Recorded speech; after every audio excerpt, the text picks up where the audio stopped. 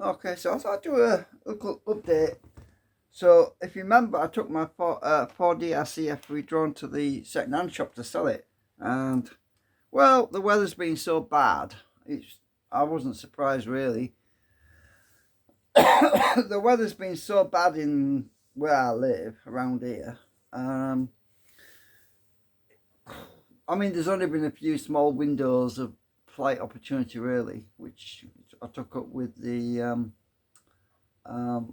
C Fly Faith Mini and my GD95 drone. Did a bit of flying in the garden on that. I haven't taken the GD95 down to the beach yet, which is something else I'd like to do at some point, just to try it down there.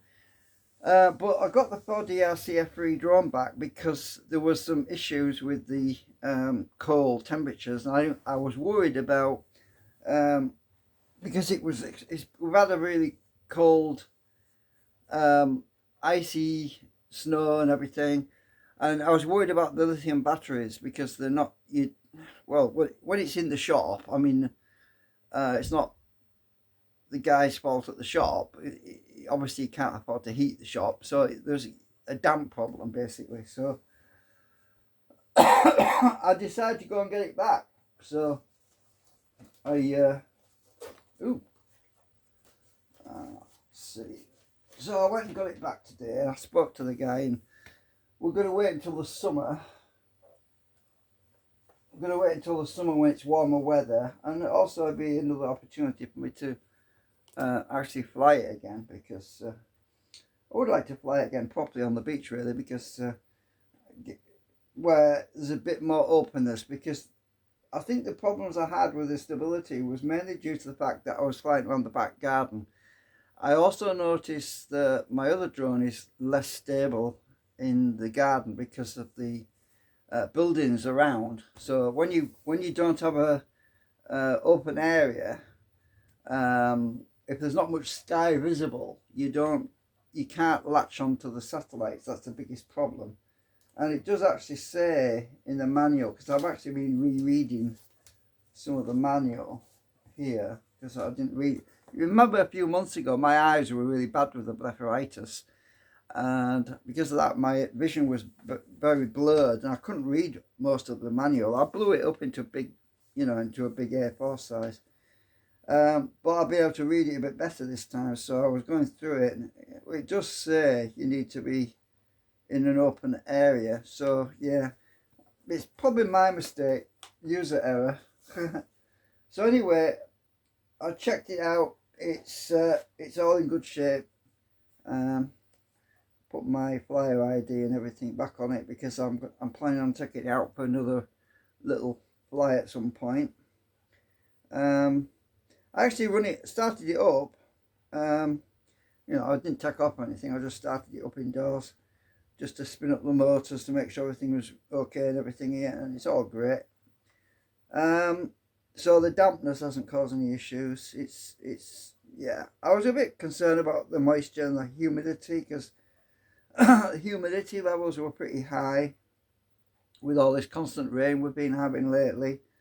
I noticed that straight away actually, because the padding on the box, when I picked it up, it was quite damp. I could feel the cold on it, but it's drying out. It's not much damp, but I could tell it was damp because my paper, these bits of paper and little notes and that, I left it behind.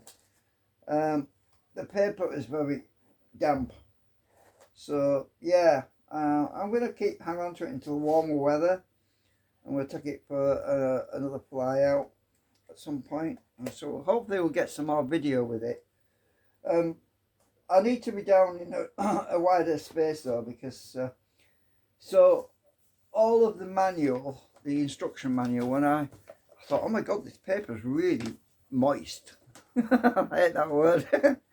But yeah, it was really damp. But now the paper's dried out. As I say, it's not the guy's fault at the shop, because who can afford heating anyway? And no one can afford heating. I mean, people are struggling to get by. But yeah, the instruction manual that was with the drone has dried out now. It's a lot better than it was, so that's a good indication of how much dampness was in here. But obviously there's no mold. Didn't get that bad, but because it was new, so to get mold you need dirt, and there was no dirt because it's virtually new. I haven't actually used it myself, but as I say, it's got loads of spare props with it, loads of new props that never been used. So I thought I'd do a video a little bit on it, and it's got loads of spare motors in case it ever needed a new one, because these are not the brushless types. These are the these motors are actually the what do you call it, the carbon brush type motors. Don't know if I can pull them out. Actually, it's a bit awkward to get them out of here because I wrapped them up in the plastic, but they're all new. I don't know if I can see if I can open it a bit. Right, so let's have a look. Right, so too high up. So these are the new motors in case it ever needs any. So I'll show you. They're all plug and play basically. They've got little plugs on the end. You just plug them in. Can't really see properly because I don't think the front camera focuses actually. So these are actually pretty powerful little motors because they're magnetic. They stick together, look. Look at that. Oh, watch. They stick together because of the magnets in them. They're pretty powerful little motors. And yeah.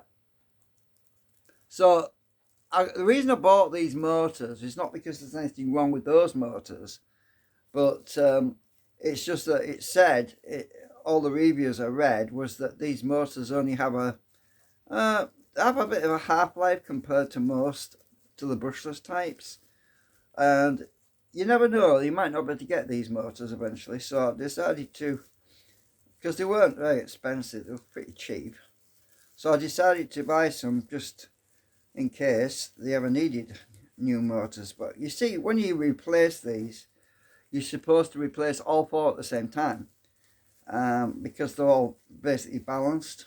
They're all they're a set, so you have to make sure you get a full set, otherwise they'll be out of balance. Obviously these have never been used. That's why the wires are all bent that way. So anyway, I thought I'd do an update video on it.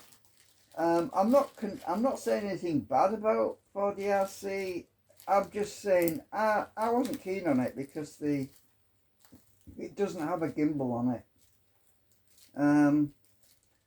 Doesn't have a gimbal, so the video tends to be a little bit choppy. Well, you know, it bounces around a lot, but at least it's a stable video signal, which is unlike the GD95, which is very intermittent.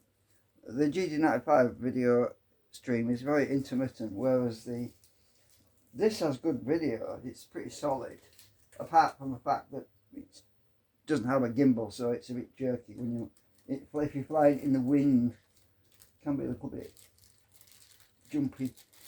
But yeah, why not? I'm gonna have another fly with it at some point, because I've basically not used it. I've not really used it apart from the time I flew it in the front garden, I think, and I tried it a couple of times in the back garden, which I probably shouldn't have done because there's trees and there's buildings around, and I'm not sure what the GPS system is. I'm not sure what GPS system this uses, but I have a feeling it uses the Chinese satellite system. Some drones support multiple systems, GPS systems. You know, some support them. I mean, my Fly Faith Mini supports 3 different satellite systems. The GD95, I believe, only supports one system. I think it's the oh, hang on a minute. Let me just check in here because the app tells me. So if I go into UAV forecast, we've got the standard GPS satellites. Then we've got the GLONASS satellites. And then we got the Beidou satellites. I'll show you what I mean. So if it's going to focus, the Chinese ones are at the bottom. Now, I don't know if it's going to focus on that, but let me see. I kind of zoom in on here. I don't think I can. Can't zoom in. Oh, stupid. So the ones at the bottom, I think, are the ones that the 4DRC supports. I'm not sure if it supports multiple satellites. I don't know if it supports the GLONASS or the other GPS satellites, but logically you would think it would support the Beidou ones. That's spelled Beidou. But what annoys me is it doesn't tell you in the manual. It would be nice, because some drones actually tell you what the what satellites it supports, but this doesn't seem to tell me anyway. I looked through the manual, I've scanned through it looking for anything, but it doesn't tell me, so, which is just a shame. Anyway, I thought I'd do an update on it anyway, so we'll try and hopefully get some decent weather. My daughter's supposed to be coming down soon, but I don't know if I'm going to be using that one to do some home video on because, as I say, it's a bit bouncy in that. But I might actually take it down to the beach with us next week sometime, and we might, yeah, just try it out, see how much time we've got. It depends on what the weather's like as well, if it's going to be stable and not windy and rainy. I don't know. We'll find out anyway. So, as I said, I checked it out today. It's all working fine. I haven't actually flown it though yet. Well, not for ages. It'd be nice to give it a proper test though. So, what else is there? I don't know. Trying to think what else is there to say.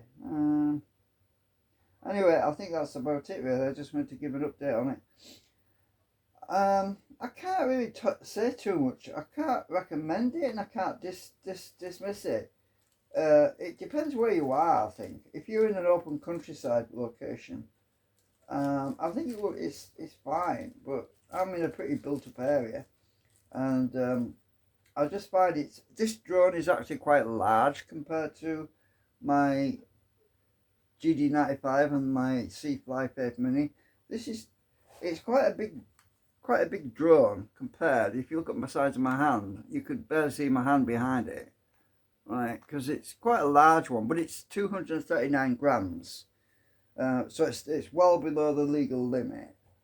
So it is quite a large drone compared to.